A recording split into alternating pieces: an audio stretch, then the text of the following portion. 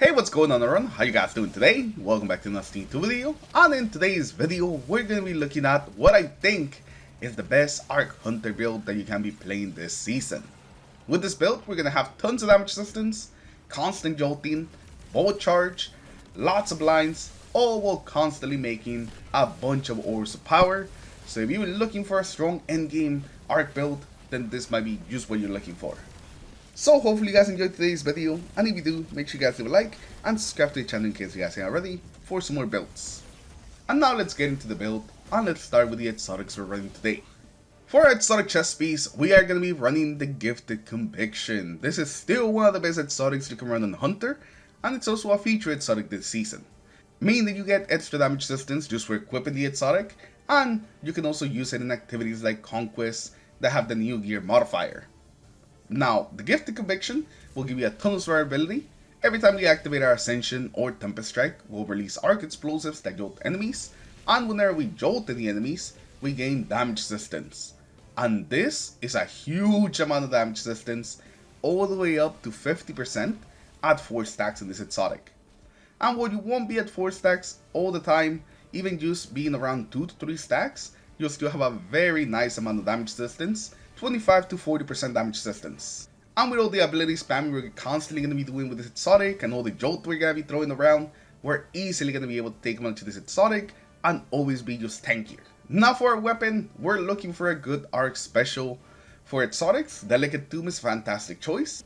Gives you another way of applying a lot of jolt, and also a way of creating lots of ionic traces, which is going to work pretty well with the build. It actually might be the best weapon you can actually pair it up with this exotic chest piece. Etsuderis could also be a good alternative for this build. It even adds a little bit more blind to the build, and it also puts in a good amount of damage. And if you have the Catalyst, it can definitely put in some damage. Or if you're looking at the legendary options, an Endeavor Kindness with Bolt Shot will always be a good option. You're essentially looking for weapons that are either going to jolt or blind as well. And if you go with the Endeavor Kindness, it also opens up your exotic slot for the Thunderlord, which works really well with this.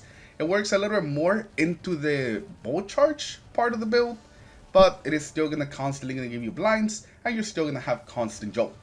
As long as you have a solid arc special and heavy, you have a pretty solid build.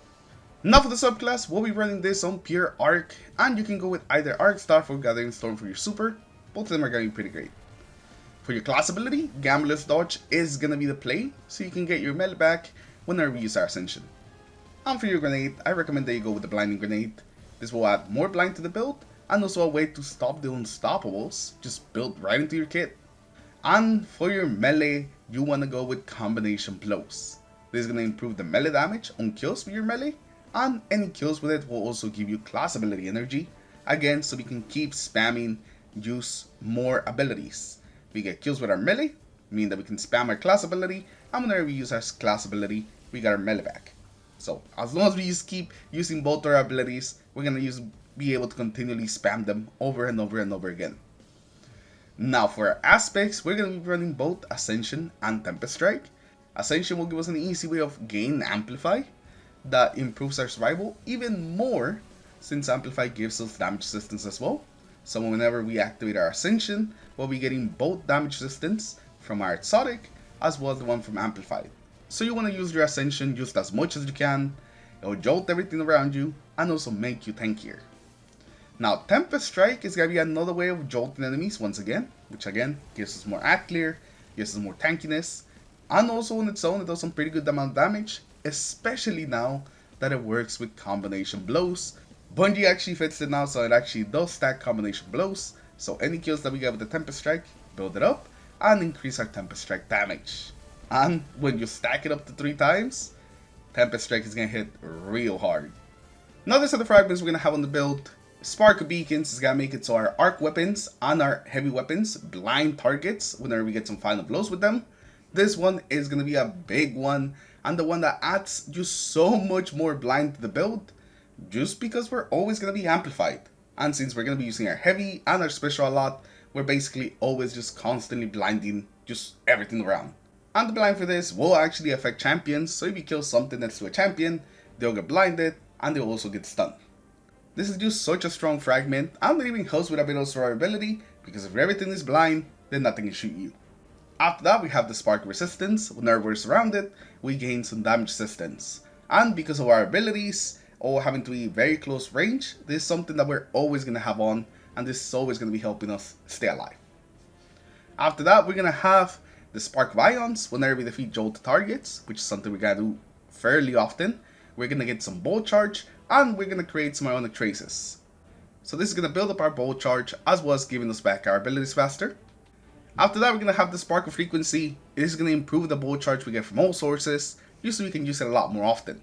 And since we're going to be getting a bunch of it from ions, it just means that we can use the bolt charge a lot more often and put a lot more damage out with it. And the final one is going to be the spark of discharge. Whenever we get a final blow with our arc weapons, we're going to make ionic traces. And whenever we collect ionic traces, we gain bolt charge. So all those ionic traces we're making, they're just going to translate into bolt charge stacks and also ability energy. So we can keep spamming abilities and get more charges to get more bolt charge, so we can keep spamming just jolting and bolt charge over and over again. Now for the artifact, there's literally not a single arc specific thing that we actually have in the artifact, but we do have a couple general ones that are definitely going to help us. The first one's going to be Shield Crush. This is going to improve our recharge rate on the grenade, and it's also going to make it do a little bit more damage. So this one's going to be pretty good. I know we can only take advantage of one piece of Shield Crush, but it's still going to help the build. After that, we have Elemental Overdrive. Whenever we pick up an Elemental pickup, which is something we gotta do all the time, because Ionic Traces just kind of rain on us, it will give our weapons increased damage. So our special and our heavy are gonna be doing increased damage, and overall, they're just gonna be a lot better at killing enemies.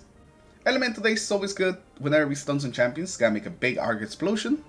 And then you don't want to forget about Elemental Coalescence. Whenever you defeat targets, it has a chance to create an Elemental pickup matching your equipped super. So this just means more Ionic Traces for the build, which is more abilities and more bolt charge.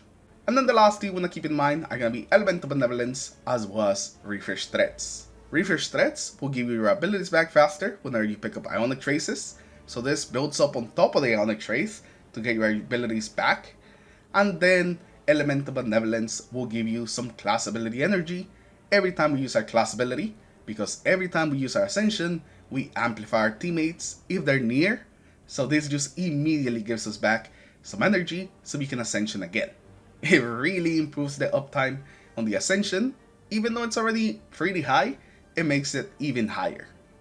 Now for the stats you want to have on this build, you want to focus at least 70 or 80 on your class. You want to have 100 super, and then try to get the melee and grenade around 60 to 70. 70 you can really push your stats that way, but 60 will be fine because of everything we have on the class helping us get our abilities back faster. And those are mainly the ones you gotta focus on, and of course anything you have left, just throw it into weapons. That's always a good stat that you use to have in PvE. And lastly, let's take a look at the mods that we're in on this build. For the helmet, we have Harmonic Siphon, so our special and our heavy can make orbs. And then we also have Heavy Ammo Finder as well as Special Ammo Finder, just so we can be topped off on our heavy and special.